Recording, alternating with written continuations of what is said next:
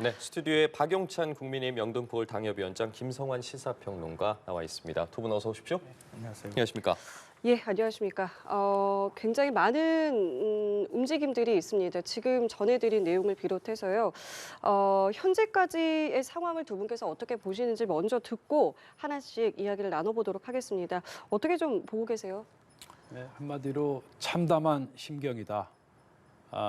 이렇게 극단적인 상황까지 꼭 갔어야 했는가라는 그러한 말씀을 드리지 않을 수가 없고요.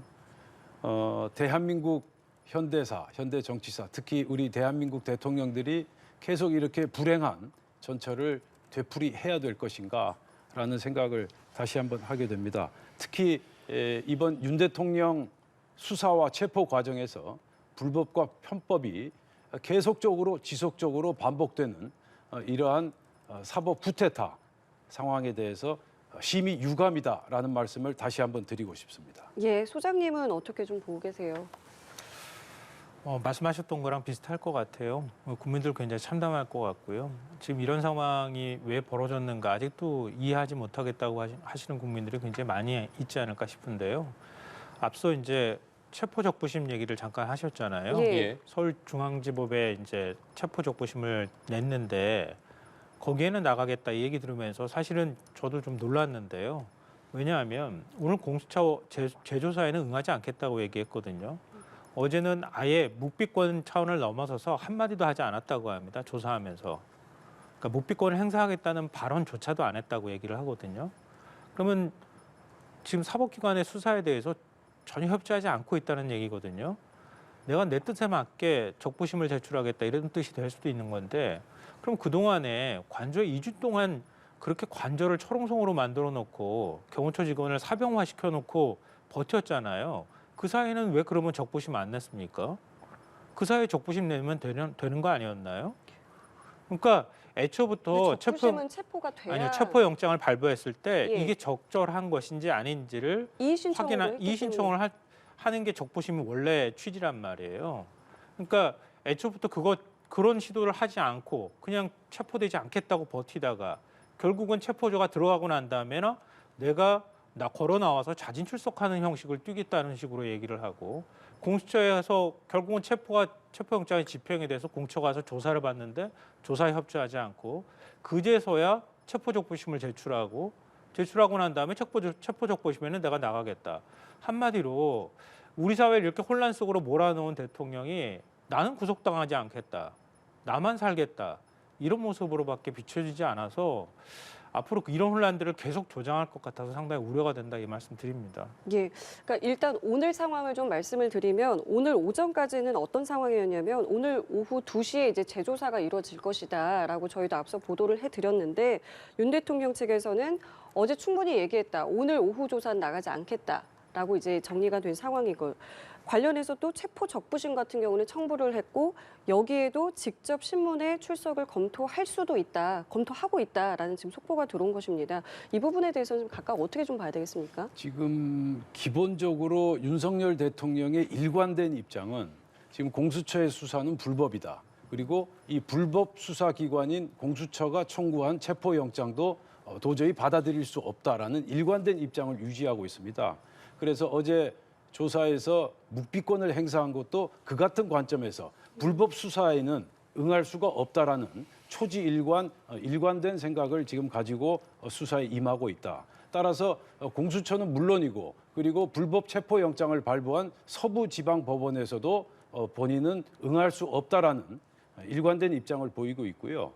이 같은 관점에서 윤석열 대통령 측에서 지금 체포 적부 심사를 서울중앙지방법원에 신청하지 않았습니까? 예. 그리고 서울중앙지방법원이 이 사건 적부심을 배당을 했고요. 따라서 윤석열 대통령은 공수처의 수사에는 응할 수 없지만 서울중앙지방법원, 다시 말해서 재판부에는 본인의 소신과 생각을 이야기하겠다라는 일관된 입장을 보이고 있는 겁니다. 거기다가 한번 생각을 해보십시오. 윤석열 대통령이 지금 공수처 수사도 받아야 되고 그리고 체포 적부심 심사도 받아야 되고 또 오늘이나 내일에 있을 구속영장 적부심 실질 심사도 받아야 되고 그리고 오늘 사실 헌법재판소 출석 변론 기일 아닙니까? 예.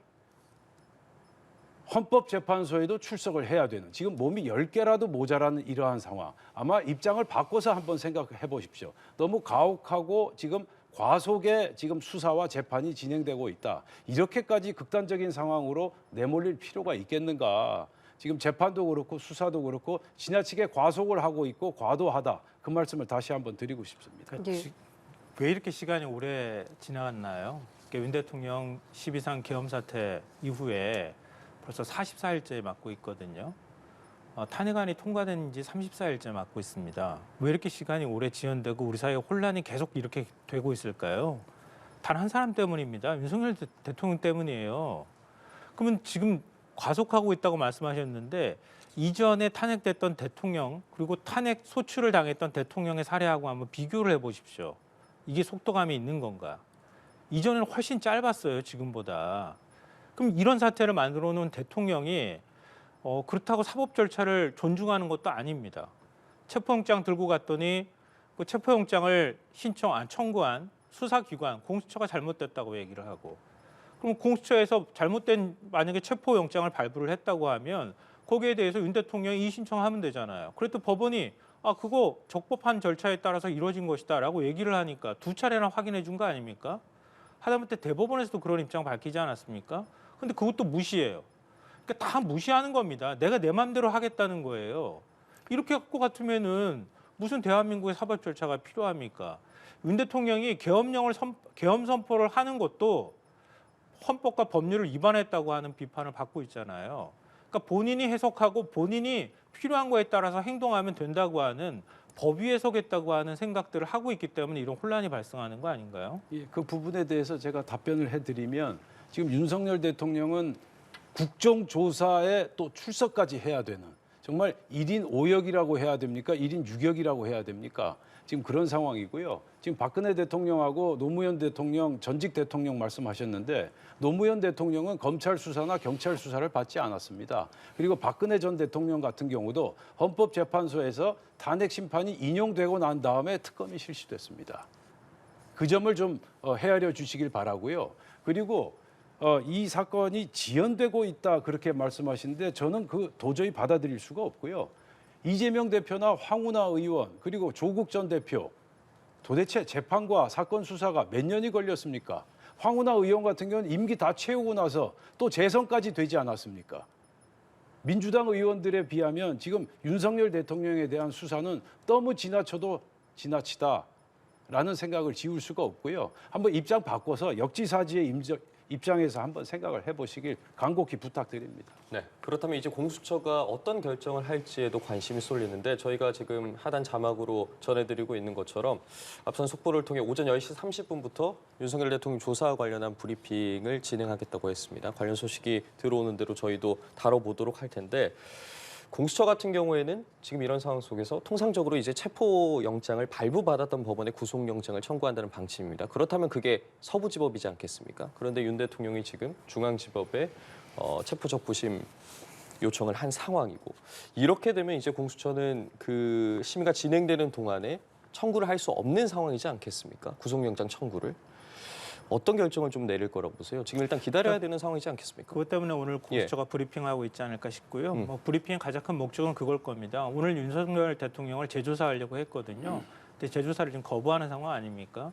그러니까 어제 조사로 다 충분하다 이런 입장을 좀 밝혔다고 하는 거 보니까 앞으로 조사를 어떻게 할 것인지 여기에 대한 계획이 있어야 할 것 같고요. 그리고 만약에 윤 대통령을 조사하지 않는다고 하면 오늘 중으로 사실 구속영장을 청구를 해야 되는 상황인데 구속영장을 청구를 할 것인지 말 것인지 이게 있을 것 같고요. 세 번째로 말씀하셨던 것처럼 체포적부심을 지금 서울중앙지법에 제출한 상황이기 때문에 구속영장을 어느 법원에서 신청할 것인지, 청구할 것인지 그리고 적부심은 어떻게 판단할 것인지 이 부분이 또 그 공수처의 입장을 좀 밝혀야 될 부분이 아닐까 싶어요. 근데 원칙은 그걸 겁니다. 지금 이제 여러 말씀들을 앞서도 하셨지만 내란 피의자입니다. 윤석열 대통령은 그렇지 않습니까? 이건 검찰이 조사했을 때 내란 피의자가 이미 된 거예요. 왜냐하면 내란 중요 임무 종사자와 관련한 공소장에 보면 윤 대통령이 한 100번씩 이상 언급이 됐다는 거 아닙니까? 윤 대통령의 지시를 받고 일종의 실행에 옮겼다고 하는 겁니다. 그럼 윤 대통령은 내란 피의자로서 불소추 특권에도 해당되지 못하는 사람입니다. 전직 대통령들하고는 완전히 상황이 경우가 달라요. 그걸 동일선상에다 놓고 비교를 하면 안 될 것 같고요.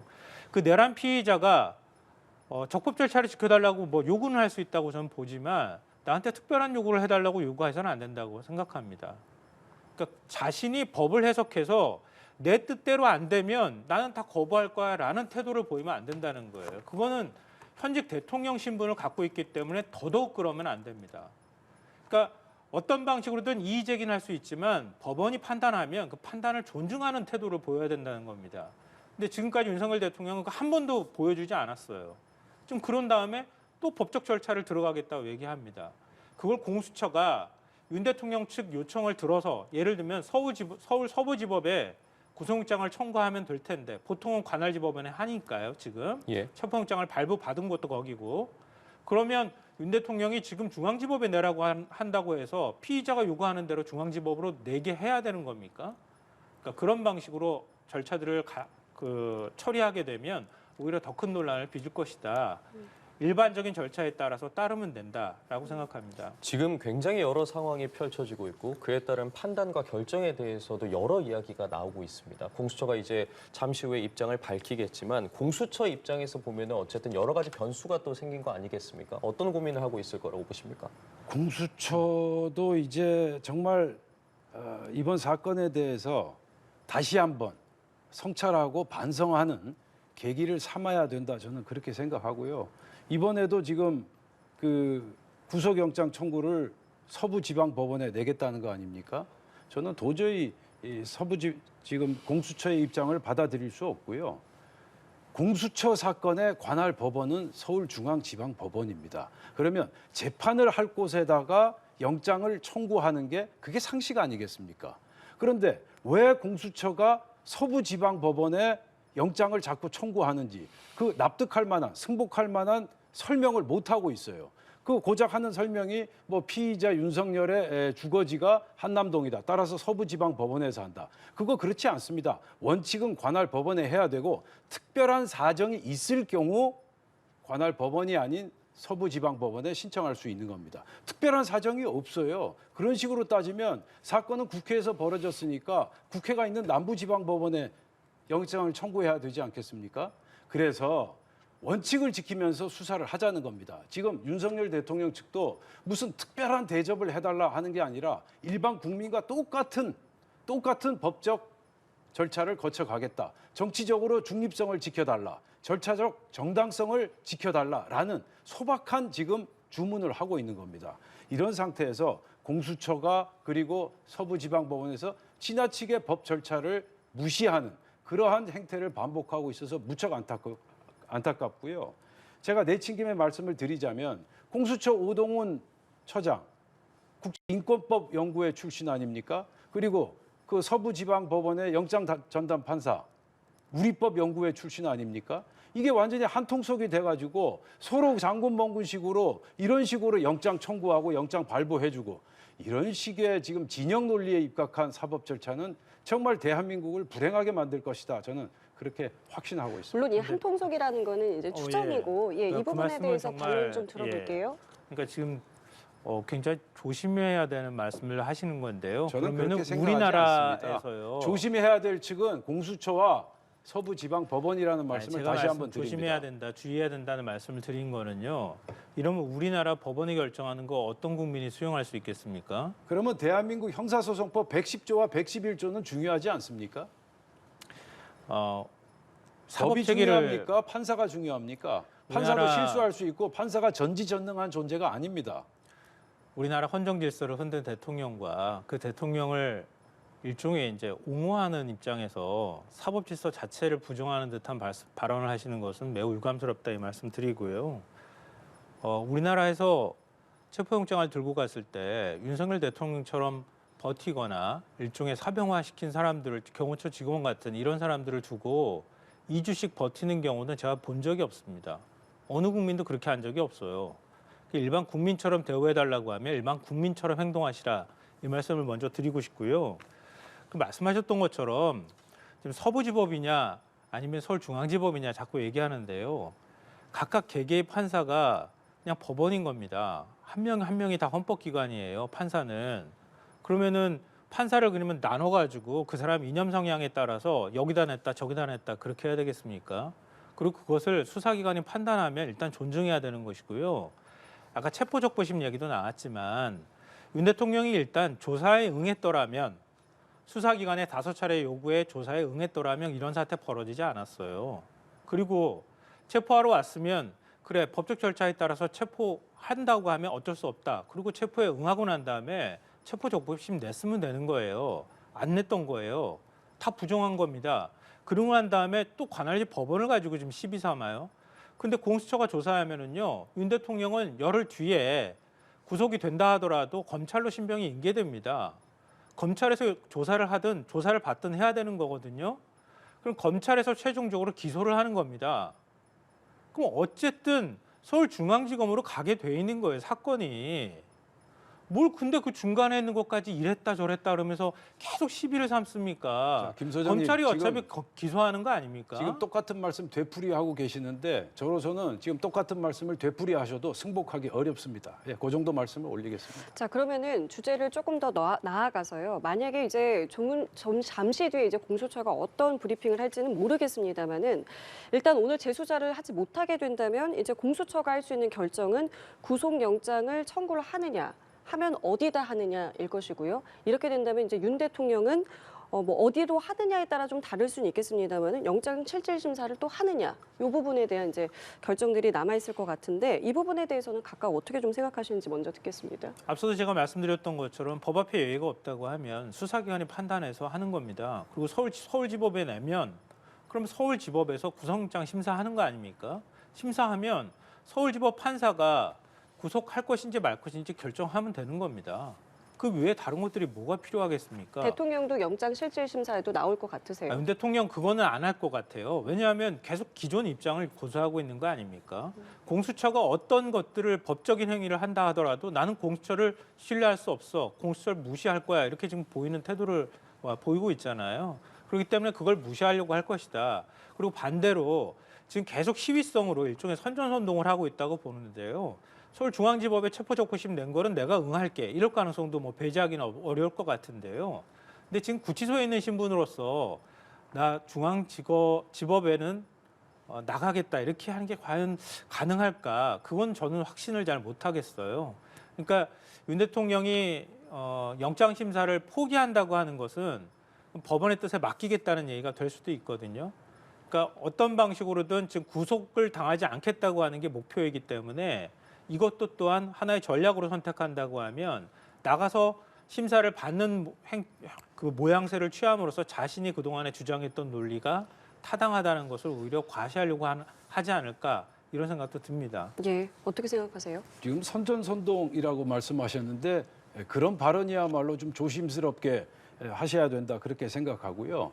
윤 대통령의 입장에서는 본인이 가지고 있는 입장에서 최소한의 항변을 하고 있는 것이다. 그렇게 보는 게 온당하다고 생각합니다. 지금 서부지방법원에서 과연 구속영장을 발부할 것이냐 그 부분이 지금 초미의 관심사 아니겠습니까? 그쵸? 예. 그런데 제가 냉철하게 분석해 보건대 서부지방법원의 영장 전담 판사는 아마 구속영장을 발부할 것이다 그렇게 보고 있습니다. 체포영장도 무리하게 형사소송법을 어겨가면서까지 발부하지 않았습니까?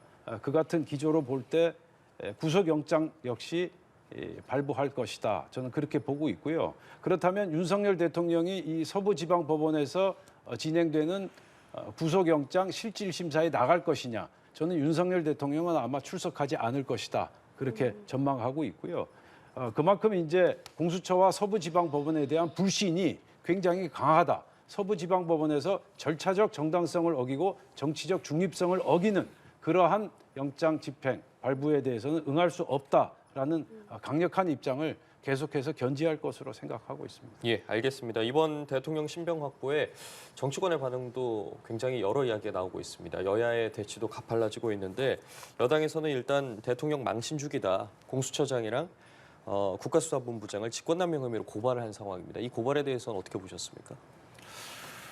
국민의힘 의원들이 언제까지 계속 이럴지 모르겠어요. 어제 뭐 관저 앞에 찾아가기도 했었고 관저 안에 들어가서 윤 대통령을 만나기도 했다는 거 아닙니까? 뭐 오해라는 뭐 당협위원장도 있고 윤 대통령한테 절까지 했었다 이런 얘기까지 나오고 있거든요.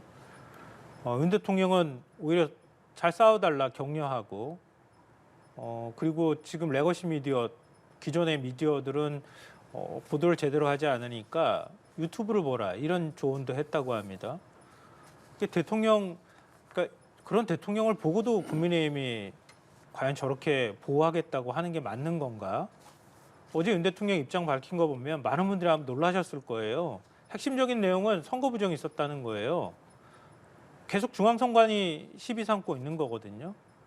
그 구체적으로 그것까지 내용까지 밝혀놨더라고요. 근데 물론 믿는 분들도 있으니까. 근데 객관적 사실로 확인된 게 없잖아요. 본인이 대통령으로 있을 때 국정원, 감사원, 검찰까지 다 동원해서 선관위 다 들여다봤던 거 아닙니까? 근데 찾지 못했어요. 그랬더니 계엄선포에서 계엄군을 들여보내가지고 믿을 게 군밖에 없다고 생각했나요?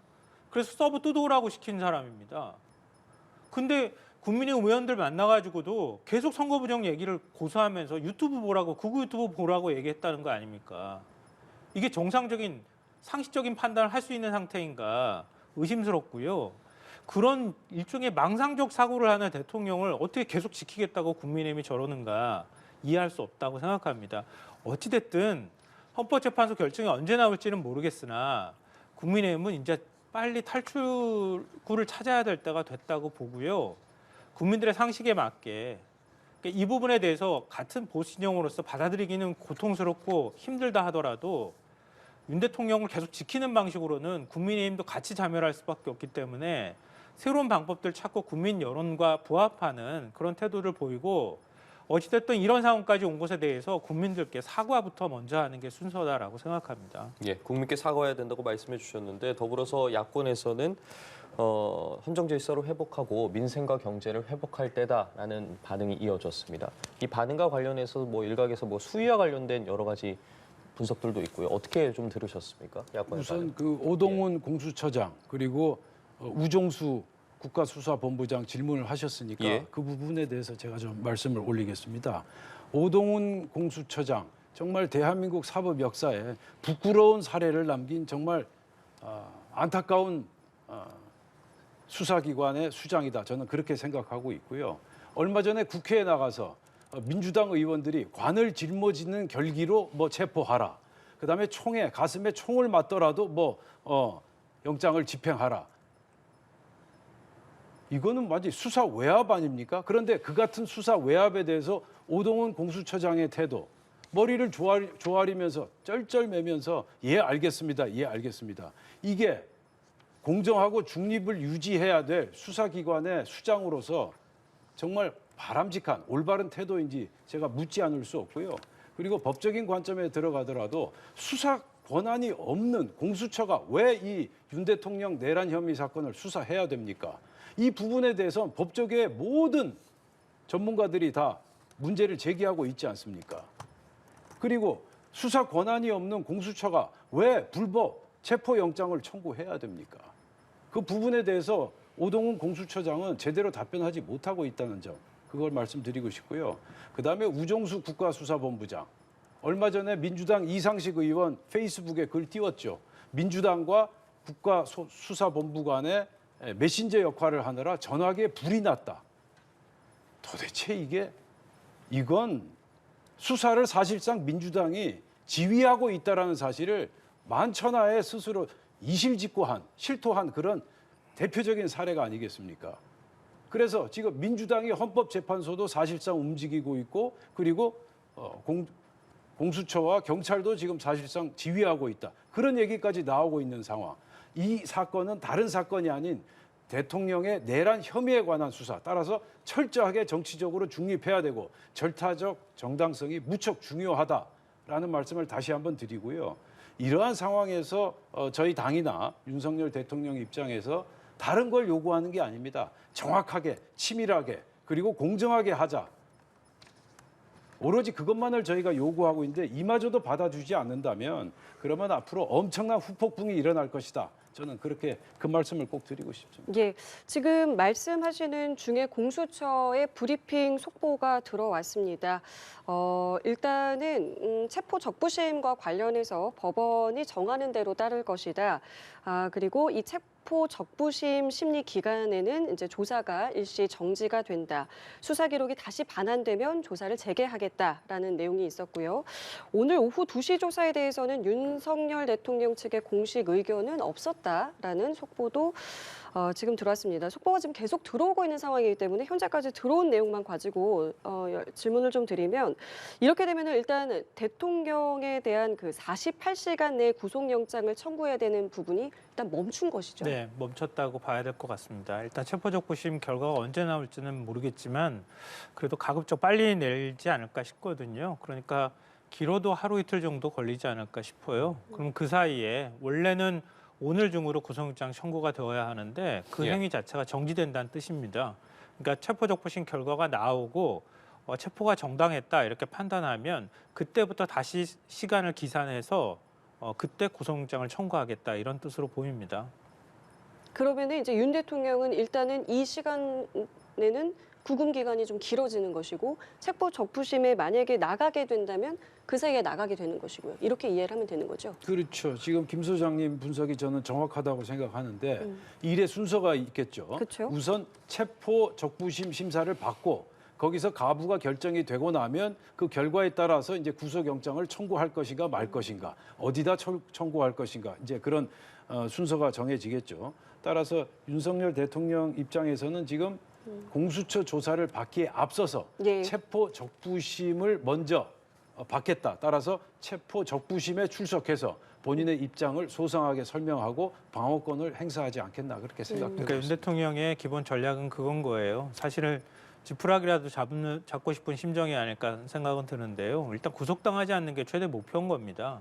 그러니까 계속 불구속 상태에서 검찰이 수사를 하든 이거 부인하는 전략으로 나가고 헌법재판소에서 결국 나중에 결정이 나더라도 뭐 수용할지 안 할지는 봐야 되겠지만 부정하는 전략으로 자꾸 가는 거란 말이에요.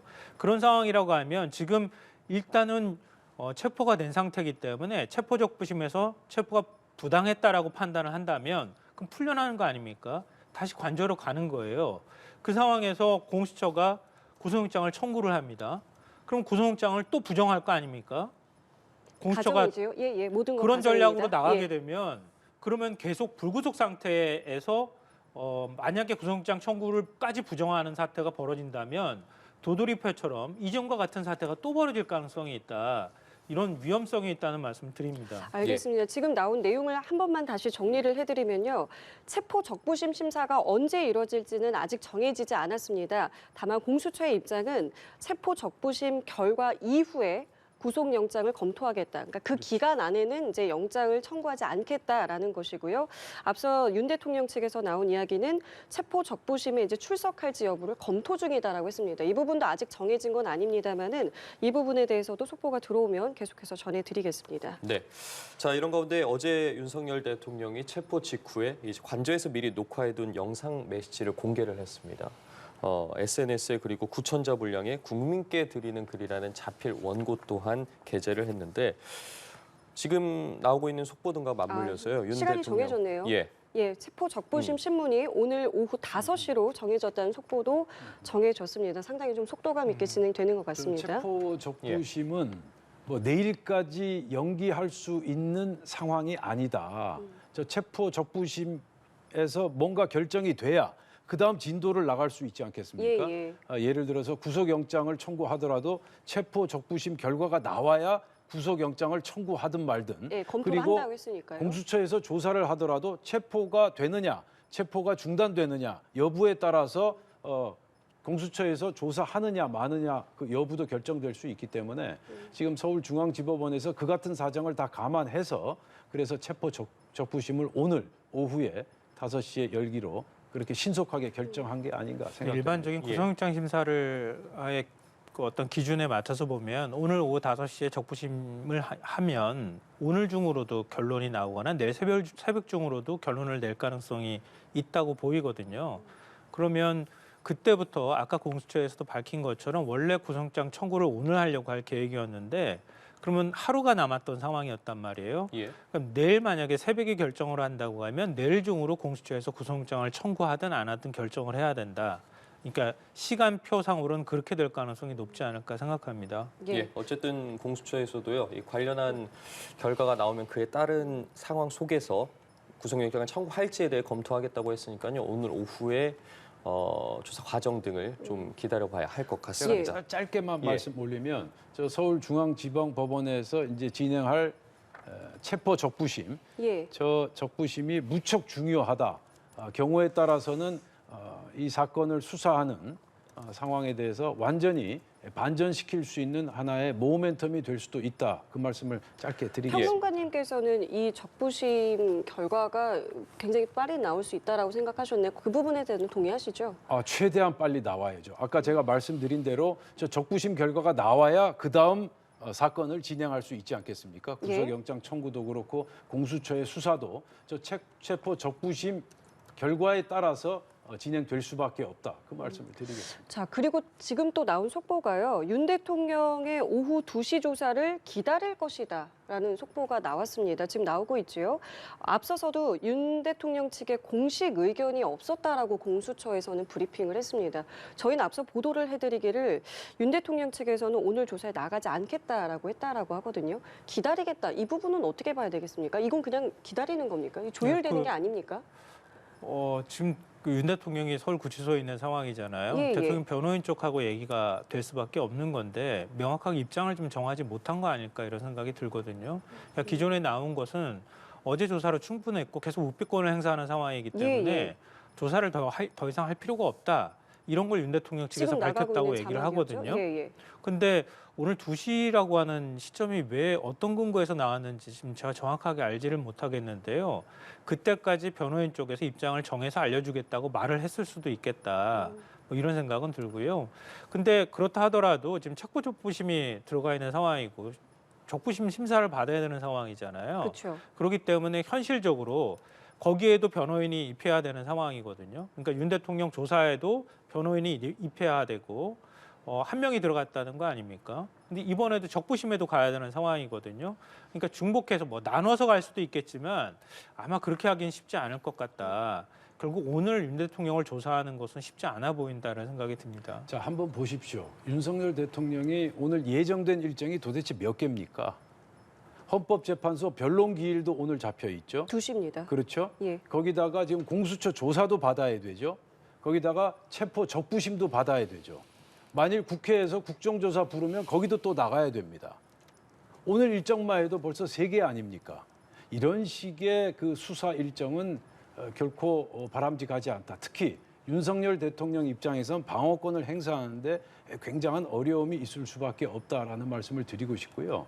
지금 이제 공수처에서 오후 2시까지 나오라. 그쵸. 이거는 일종의 이제 정무적 액션이라고 봐야죠. 공수처 입장에서는 우리는 최선을 다해서 수사를 하고 있다. 그런데 윤석열 대통령이 응하지 않고 있다라는 점을 부각하기 위한 일종의 정치적 액션이 아닌가 생각되고요. 아까 네. 김 소장님께서 말씀하신 대로 어차피 윤석열 대통령의 입장은 초지일관 똑같습니다. 불법 수사기관인 공수처의 수사에는 일절 응할 수 없다. 그래서 어제부터 이제 묵비권을 행사하지 않았습니까? 따라서 오늘 오후 2시에 가서 앉아서 조사를 받는다 하더라도 묵비권을 행사할 것이다. 그래서 크나큰 의미는 없으며 지금 윤석열 대통령 측에서 가장 주력하고 있는 대목은 체포 적부심이다.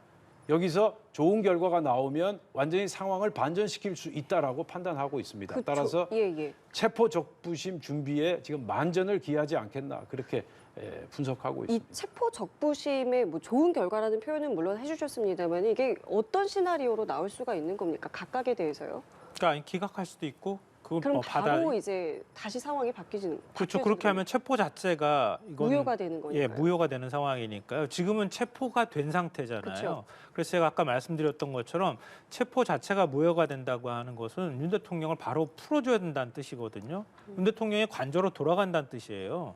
그러고 난 다음에 공수처가 구속영장을 다시 이제 청구하지 않겠습니까? 그러면 구속영장 청구하고 또 심사를 하죠. 심사일이 정해질 거고요. 거기에서 구속을 결정하면 윤 대통령은 다시 구속이 돼야 되는 상황일 거고요. 아니면 지금 뭐 그 관저에 계속 머무르면서 불구속 수사를 받아야 되는 상황이 될 텐데요. 사실 이런 시나리오를 제가 계속 말씀드리면서 현실 가능성이 별로 없는 시나리오를 자꾸 가능성이 있는 것처럼 말씀드리는 것 같아서 좀 불편하기도 하고 좀 이게 너무 지나친 거 아닌가 이런 생각도 드는데요. 어찌 됐든 간에 윤 대통령은 이런 방식을 통해 가지고 공수처가 어떤 행위를 하더라도 그 행위를 인정할 수 없다, 불법이다 이렇게 갈 거고요. 만약에 서울중앙지법에 구속영장을 청구해서 구속이 되든 안 되든 결정이 나지 않는 서부지법에서 결정이 나게 되면 그것 자체도 부정하려고 들 것이다. 그러면 관저에서 또 한번 버티는 상황이 발생할 가능성이 높다고 보여요. 그러니까 부디 그렇게 하지 않았으면 좋겠고요. 지금까지 이런 상황이 왔으면 지금 사법기관들이 그러니까 대법원에서도 그 일관성 있게 결정을 한 거잖아요. 법관이 결정한 영장은 그 자체로 유효하다고 얘기를 하고 있고요. 그걸 어느 법원이든 그게 쇼핑하듯이 하는 그게 될 수도 없는 상황이란 말이에요. 그러니까 지금은 방어권 보장 필요하다고 얘기하시니 기존의 질서들, 절차들을 지키면서 방어권 보장을 하시라 이런 말씀 드리고 싶습니다. 예, 그리고 지금 저희가 이야기를 나누는 중에 추가로 들어온 소식을 보면 공수처에서도 체포적부심에 공수처 검사가 직접 출석을 한다고 합니다. 이렇게 되면 이제 이 신문 자리에서 윤석열 대통령도 어쨌든 출석과 관련해서 검토를 하고 있다고 하니까요. 윤 대통령과 공수처의 검사가 이제 직접 만나게 되는 상황이 벌어질 수도 있지 않겠습니까? 그렇죠. 네. 관련해서 좀 어떤 부분에 대해서 서로 주장을 할 거라고 보십니까? 지금까지 저희가 쭉 말씀드린 대로 윤석열 대통령 측에서는 체포의 부당성을 아주 구체적으로 일목요연하게 하나 둘 사례를 들어가면서 호소를 할 예정이겠고요. 그리고 이제 공수처 입장에서도 체포를 할 수밖에 없었던 불가피성을 설파하지 않겠습니까? 그래서 양측의 불꽃 튀는 법적 공방이 벌어질 것이다. 그렇게 예상하고 있습니다. 결국에 가장 큰 쟁점 뭐라고 보세요? 이 자리에 만약에 만나게 그러니까 된다면? 우리가 그 권영세 비대위원장도 다 법을 아시는 분들 아닙니까? 고안검사 출신이고. 근데 체포와 구속을 구분을 안 하고 막 섞어서 얘기를 하시더라고요. 체포는 범죄 혐의가 있다고 의심할 만한 상황이고요. 수사기관에 조사에 응하지 않을 경우에 체포되는 겁니다. 영장이 나오는 거고요. 근데 지금 윤 대통령은 검찰하고 공수처에서 5차례나 아니 왜 검찰 조사도 응하지 않았는지 모르겠는데 5차례나 조사 요청에 불응하지 않았습니까? 그리고 그래서 법원에서 받은 합법적인 영장을 가지고 갔더니 그 영장을 받은 기관 자체를 난 믿을 수 없다. 그게 불법 수사다. 그러면서 거부하면서 2주 동안 버틴 거 아닙니까? 이 부분에 대해서 법원은 체포할 만한 충분한 범위가 있다고 한다면 그건 검찰이 이미 다 수사해서 나왔던 거고 윤 대통령의 지시를 받은 중요임무 종사자들이 다 구속된 걸로 충분히 소명이 가능하다. 그리고 대통령이 조사 안 받은 사실도 객관적으로 인정이 된다. 이것만 가지고 체포적부심의 결론을 내릴 것이다. 결과적으로는 바뀔 게 하나도 없을 것이다. 저는 그렇게 봅니다. 알겠습니다. 자, 그리고 어제 체포 직후에 윤 대통령의 메시지도 공개가 됐습니다. 영상 메시지도 공개가 됐고 SNS에는 자필 원고도 게재가 됐는데 두 분께서는 이 내용에 대해서 그리고 시점에 대해서는 어떻게 보셨는지 먼저 좀 들어보겠습니다. 윤 대통령 입장에선 하고 싶은 이야기, 절박한 이야기를 아주 구체적으로 여러 가지 분야에 걸쳐서 본인 입장에선 속 시원히 하고 싶은 이야기를 다 했다 그렇게 생각하고요.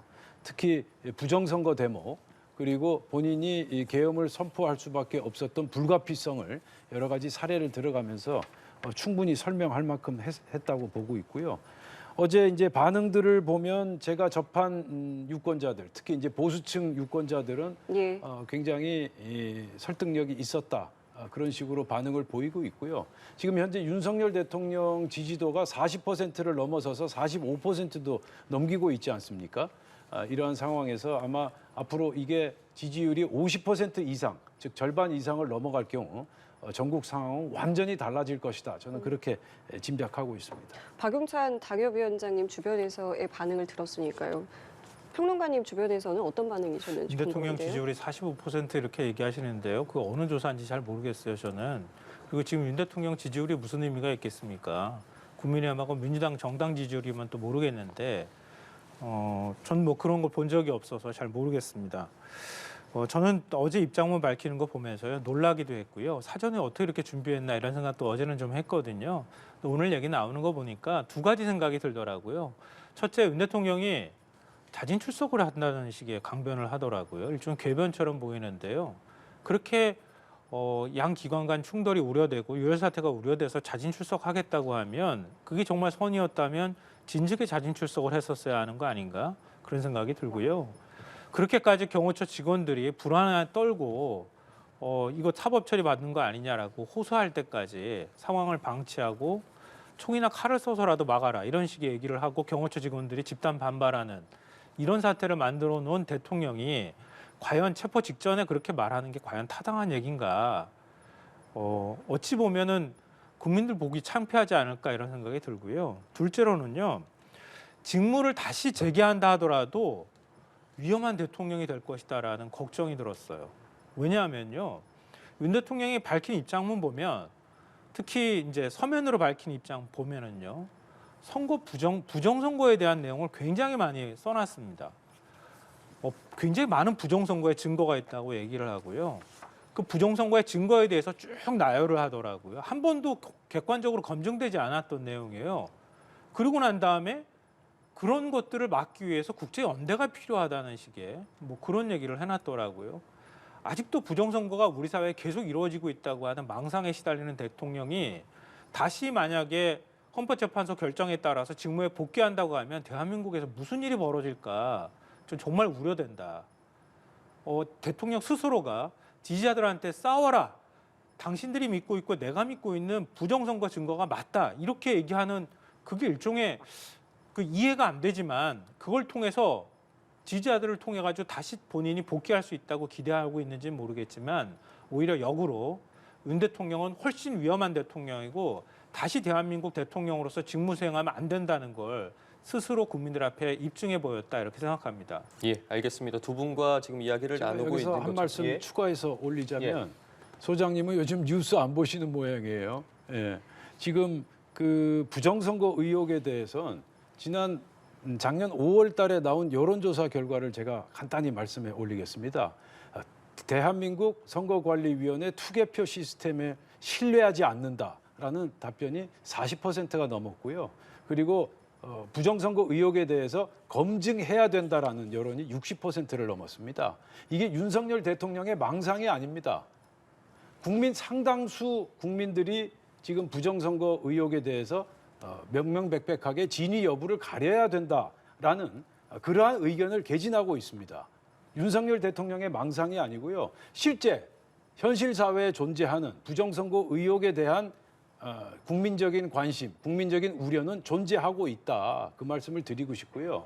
그래서 저도 부정선거인지 아닌지는 알 수 없으나 그러나 이상한 투표용지, 가짜 투표지로 의심될 만한 이상한 투표용지는 무척 많았다. 예를 들면 투표관리관 도장이 뭉개져 있는 일장기 투표지, 그리고 상하, 좌우, 여백 규격이 다른 규격 위반 투표지, 그리고 마치 조폐공사에서 방금 나온 그런 신권다발처럼 빳빳한 신권다발 투표용지 등등 여러 가지 이상한 투표용지들이 많이 나왔고, 그리고 국정원이 한국인터넷진흥원과 합동 보안 점검을 벌인 결과 선거인 명부 그리고 투개표 조작이 가능하다는 그러한 보안 점검 결과도 내놓지 않았습니까? 거기다가 어떻습니까? 선관위 지난 10년간 부정 채용 건수가 1,200건이 넘는다고 감사원 감사 결과가 나왔어요.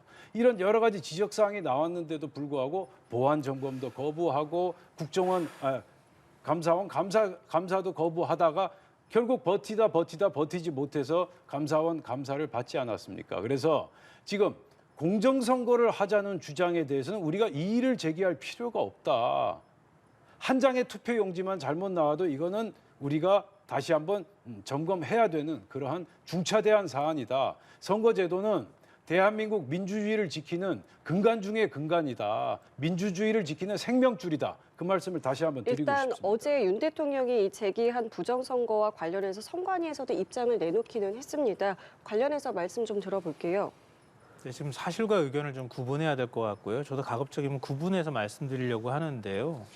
그러니까 부정선거가 있었다고 하는 사실이라는 게 무엇인지 그걸 좀 명확하게 할 필요가 있다고 생각하고요. 중앙선관위에서 지금 아까 한 가지만 좀 예를 들어서 말씀드리면 국정원이 보안 점검을 했다고 할 때 그때 어떤 상태로 보안 점검했다는지 선관위 얘기 혹시 들으셨습니까? 선관위에서 갖고 있는 방화벽 일부러 풀고 열어줬다는 거 아닙니까? 점검을 위해서. 그리고 난 다음에도 엄청난 무슨 조작이나 이런 증거들을 국정원이 발견한 것도 아니었어요.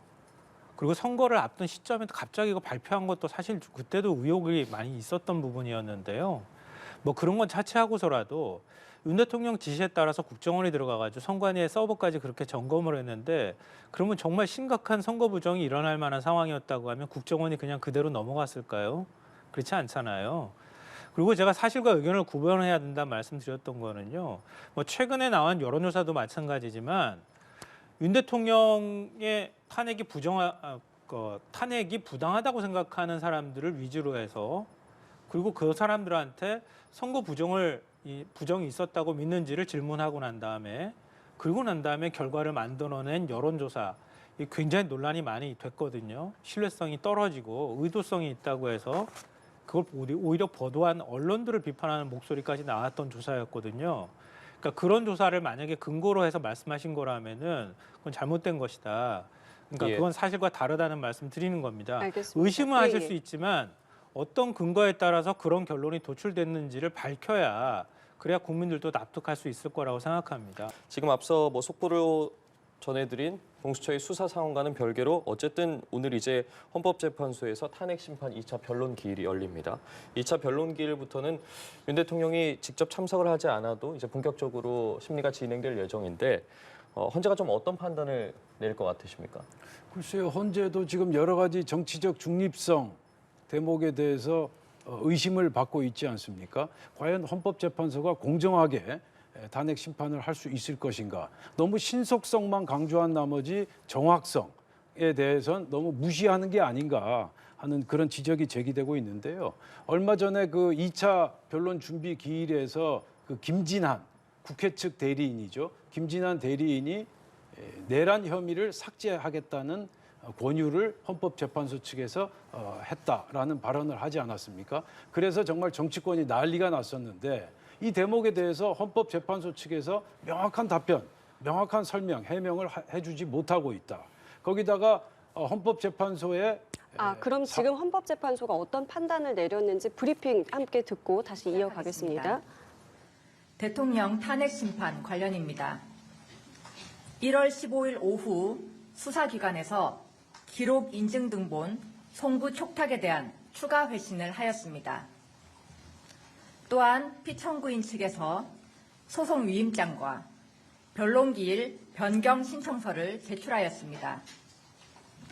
헌법재판소는 이에 대한 논의를 거친 후 기일 변경 신청을 받아들이지 않는 것으로 결정하였습니다. 이상입니다.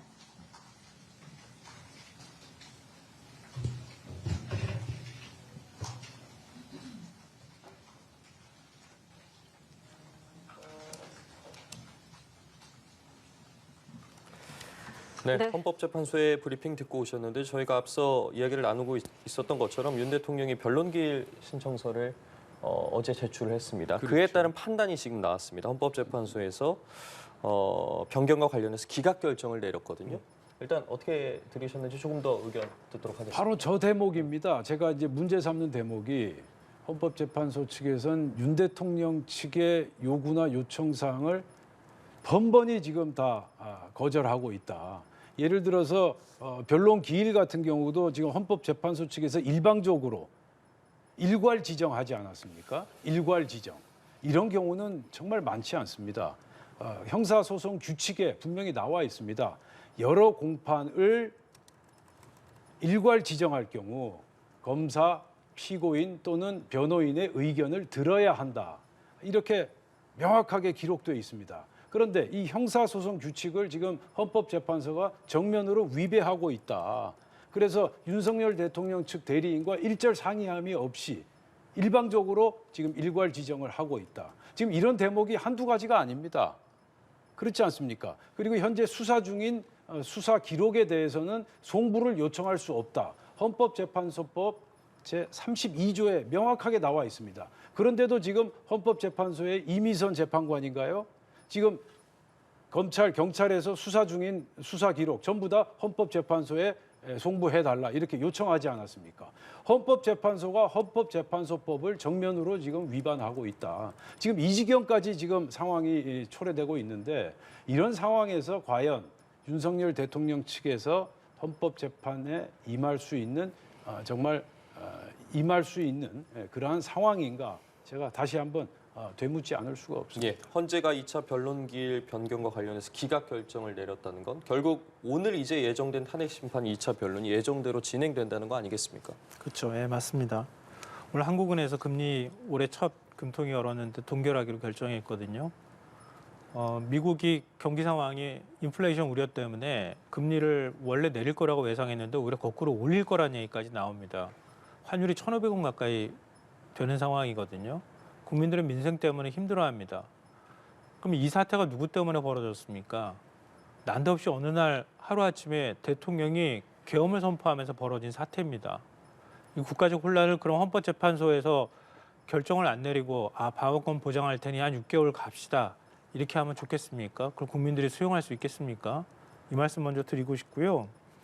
헌법재판소가 그러니까 헌법재판소 결정에 따라서 움직이는 걸 자꾸 무슨 뇌통을 했니 어쩌니 이러면서 하는 행위 자체는 헌법재판소 결정조차도 부정하려고 하는 이전에 어떤 대통령도 다 존중했던 그 절차를 부정하려고 하는 과정이다 이렇게 생각하고요. 기일 변경 얘기하셨지만 헌법재판소에서 14일 날 윤 대통령 나오라고 했잖아요. 윤 대통령 체포당할까 봐 나 못 나가겠다 이런 식의 태도로 안 나간 거잖아요. 그 다음 기일이 오늘이 온 겁니다. 그랬더니 또 오늘 못 나가겠다고 기일 변경해달라는 거예요. 그 헌법재판소에서 받아줘야 되는 겁니까? 그리고 또 하나, 지금 정계선 재판관이 뭐 무슨 자격이 없니? 국제인권법 학회 출신이니? 이러면서 그렇게 시비를 삼는데요. 2년 편향이다. 그럼 정영식 재판관은 윤석열 대통령이 임명한 사람인데 지금 이번 탄핵 심판 주심 재판관입니다. 정영식 재판관은 그럼 어떻게 설명할 겁니까? 정영식 재판관의 보수성이라고 하는 거 어떻게 얘기할 겁니까? 그러니까 이런 식으로 사사건건 트집 잡듯이 얘기하면서 일종의 국민 여론을 통해서 모든 사법 절차를 뒤집으려고 하는 시도 이제 그만뒀으면 좋겠고요. 헌법재판소에서 여야목, 대통령목, 대법원장목까지 다 있는 거 아닙니까? 거기에서 헌법에 위배되는 행동을 했는가 안 했는가 판단하도록 두면 되는 거 아닙니까? 그게 무슨 이념이 필요합니까? 무슨 정치적 정당의 소속감이나 이런 것들이 필요합니까? 좀 그런 비합리적 주장이나 비상식적 주장에 계속 매달리면서 일부 극우층 그리고 거기에 일부 반응하는 사람들한테 끊임없이 음모론을 집어넣는 그걸 통해서 계속 사회 혼란을 거꾸로 조장하는 이런 행위들은 금지되어야 한다. 또 그 금지라는 표현을 제가 지금 썼지만 내란 선동죄에 해당이 될 수도 있는데 거기까지는 가지 않더라도 부디 좀 정치권이 더 책임감을 가지고 그런 일을 조장하는 일을 좀 하지 않았으면 좋겠다는 생각이 듭니다. 그 윤 대통령 측에서 변론을 앞두고 내놓은 답변서의 이 내용이 공개가 됐는데요. 이 부분은 두 분께서 어떻게 보시는지도 좀 여쭤볼게요. 일단은 포고령과 관련해서는 김용현 전 장관이 옛날 문구를 잘못 뺏겼다라고 했고요. 그리고 군이 이제 국회 유리창을 깬 부분과 관련해서는 질서 유지를 위한 것이다. 시위 군중들로 인해서 불가피했다라고 답변서를 제출했다고 합니다. 관련해서 좀 어떻게 보셨습니까? 너무 어이가 없어서 할 말이 없습니다. 그 엄중한 상황이라고 윤 대통령 스스로가 얘기했잖아요. 어제 입장문에서도 밝히고 누차 계속 얘기했잖아요. 근데 그 계엄을 선포하면서 포고령 1호를 만드는데 대통령이 그거 보고 수정까지 했다고 김용현 전 장관이 얘기했지 않습니까? 근데 헌법재판소에 낸 서류에는 윤 대통령은 잘 모르는 사람인 것처럼 만들어 놓고 김용현 전 장관이 이전에 포고령 만들어 놓은 거 뭐 이른바 기무사에서 만들었다고 하는 그런 포고령 그대로 베껴 쓰다가 잘못 베꼈다고 얘기합니까? 그 포고령 때문에 가가지고 국회의원 체포하라고 대통령이 군 관계자, 군 지휘부한테 지시까지 했다고 하잖아요. 그 포고령 위반이라고 했다면서요. 한동훈 전 대표도 포고령 위반이니까 체포하라고 했다면서요. 근데 그 포고령을 잘못 뺏겨가지고 그런 식으로 만들었다고요? 국회 정치활동 금지하고 언론들 제대로 언론 보도도 제대로 못하게 하고 국민들 영장 없이도 체포 구금하고 압수수색까지 다 하고 그거 어기면은 처단한다고 했던 대통령이 전 장관한테 그 책임을 다 이런 식으로 떠맡기는 식으로 책임을 전가합니까? 구차해도 너무 구차하다. 헌법재판소에서 판단하는데 제대로 반박하지 못할 것 같으면은 차라리 윤 대통령이 통책위로서 정당하게 한 거라고 주장을 하십시오. 오히려 이런 식으로 대통령을 보호하겠다는 식으로 이렇게까지 다른 사람들한테 창피하게 책임 전가하지 말라는 얘기 해주고 싶네요. 예. 의견 듣겠습니다. 저는 이제 두 가지 말씀을 올리고 싶은데요. 우선 아까 부정선거와 관련해서 사실과 의견을 좀 구분해야 된다. 무척 좋은 말씀 하셨는데 제가 또 하나의 사실을 말씀을 올리겠습니다. 이 부정선거 의혹은 어제 오늘 제기된 의혹이 아니다. 2017년도에 이재명 당시 성남시장이 부정선거 의혹을 강력하게 제기했고요. 그리고 지금 이른바 민주당 계열 좌파에서 지금 대부로 지금 알려져 있는 김어준 대표 같은 경우에 더 플랜이라는 부정선거 의혹을 다룬 다큐멘터리까지 만들었다라는 점을 말씀드리고 싶고요. 그러니까 이 부정선거 의혹은 정말 오랜 세월 대한민국 사회를 끊임없이 괴롭히고 있는 굉장히 지금 악재 중에 악재다. 그래서 어떻게든 대책을 마련하고 그 원인을 파악해야 된다라는 말씀을 다시 한번 정리하는 차원에서 드리고 싶고요. 그다음에 이제 김 소장님께서 정계선 재판관 말씀을 하셨는데 저희는 정계선 재판관이 무슨 우리법 연구회, 국제인권법 연구회라고 해서 반대하는 게 아닙니다. 정계선 재판관을 문제 삼는 이유는 이해충돌 원칙에 반하기 때문에 저희 당에서 문제를 삼는 것이고 윤석열 대통령 측에서도 문제를 삼는 겁니다. 정계선 재판관의 남편이 현재 국회 측 대리인당 공동대표인 김희수 변호사와 같은 공익재단에 근무하고 있다. 따라서 이번 탄핵 심판을 막기에는 부적절한 측면이 있다라는 대목을 지적한 것입니다. 이 같은 대목은 나름대로 설득력이 있다. 그 말씀을 꼭 드리고 싶습니다. 네, 또 답변서 내용과 관련해서도 의견 좀 여쭤볼게요. 그 부분에 대해서는 어떻게 보셨습니까? 뭐 그 정도 말씀하시면 될 것 같습니다. 알겠습니다. 예, 알겠습니다. 저희가 앞서 국회에 나가는 취재기자 연결해서 정치권 반응도 살펴봤는데요. 오전 11시가 지났으니까요. 국민의힘에서 지금 비상의원총회를 열고 계엄특검법을 논의를 하고 있겠네요. 원내 지도부가 그저께 이제 자체 발의 방침을 확정한 데 이어서 오늘 이제 최종적으로 관련한 의견을 수렴하는 거치는 자리가 될 텐데 지금 그 안을 살펴보면 야당이 발의한 특검법에서 내란 선전선동죄 또 외환죄를 빼고 수사 범위도 좀 대폭 줄이는 방안이 검토될 것으로 보이는데 야당 입장에서는 어쨌든 계속해서 그 기일이라고 할까요? 시한이라고 해야 될까요? 압박을 하고 있는 상황이었는데 일단 국민의힘이 자체 안을 내놓으면 협상에는 임하겠다라는 입장이지 않겠습니까? 좀 오늘 어떤 의견이 나오는지를 봐야 논의가 좀 이루어질 거라고 보십니까? 그러니까 모든 논의가 다 복잡하게 혼란스럽게 정보를 많이 집어넣고 많은 국민들께서 혼란해하실 것 같아요. 예. 제가 볼 때는. 그러니까 첫째, 지금 윤석열 대통령도 주장하고 국민의힘도 주장하는 것처럼 수사기관에 수사 관할권 문제가 생기는 거 아닙니까? 그래서 지금 체포영장 이런 것들 다 부정하고 있는 상황이잖아요. 그거 해소할 수 있는 방법이 특검을 빨리 구성하는 겁니다. 그러면 왜 이런 계엄이 선포되고 또 그 계엄이 선포된 이후에 결국 국민의 기본권이 침해당하고 그리고 국회 권능이 그리고 또 헌법기관인 중앙선관위의 권능이 훼손되는 이런 사태가 벌어졌는가 그 행위들을 확인해야 되는 거 아닙니까? 그러면 우리가 내란 특검으로 뭐 명명을 하든 아니면 계엄 특검으로 명명을 하든 그 행위들을 확인할 수 있도록 철저하게 수사할 수 있도록 하는 게 특검의 기본적인 원칙이 되어야 하잖아요. 근데 국민의힘이 지금 내세우는 게 뭡니까? 뭘 하자는지 모르겠어요. 제가 볼 때는 대통령의 계엄 선언이 적절한 것인지 수사해 주십시오. 그걸 원하는 겁니까? 그 계엄 선포 이후, 전후에 어떤 행위들이 있었고 계엄 선포로 인해서 어떤 결과들이 도출이 됐는지 어떤 결과가 국민들을 눈앞에서 벌어졌는지 그걸 확인해야 될 거 아닙니까? 근데 수사 범위를 그렇게 다 좁혀놔 버리면 뭘 확인하자는 겁니까? 껍데기만 남겨놓고 이해할 수가 없어요. 하지 말자는 얘기나 똑같고요. 시간 끌게 하고 계속 공을 던지겠다는 얘기나 마찬가지거든요. 부디 좀 그러지 않았으면 좋겠다. 우리 사회 혼란을 막는 차원에서 그렇게 생각하고요. 민주당에서도 외환제 부분은 굉장히 민감한 거라고 저도 생각해요. 이 부분에 대해서는 협상 여지가 있다 이런 태도를 보이고 있잖아요. 특히 저는 사실 개인적으로 걱정하고 있는 건 이번 계엄 선포 이후로 우리나라 굉장히 많은 군인들이 일종의 트라우마에 시달리고 있다고 듣고 있어요. 내가 만약에 저런 지시 받았으면 난 어떻게 행동했을까를 끊임없이 복귀하고 있다는 겁니다. 근데 외환 문제를 건드리면 군과 관련되어 있는 문제를 다 건드리고 군이 상당히 더 혼란스러울 가능성도 있어요. 그런 부분에 있어서는 민주당도 계엄의 한 원인이 됐다고 하는 원점 타격이든 뭐든 계엄과 딱 관련되어 있는 부분으로 한정해서 군 전체가 혼란하지 않도록 하는 것도 하나의 방법이 될 수 있겠다. 그러니까 그런 부분에 대해서 좀 더 유연해져야 한다고 보고요.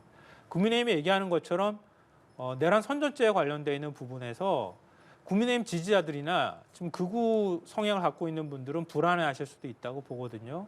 근데 그 부분은 지금 수사하는 게 타당한 것인지 특검한테 맡기는 것이 타당한 것인지 검찰이 그냥 고발 사건에 대해서 수사를 하는 게 맞는 것인지 이건 좀 한번 좀 따져가면서 구분할 필요도 있겠다 싶어요.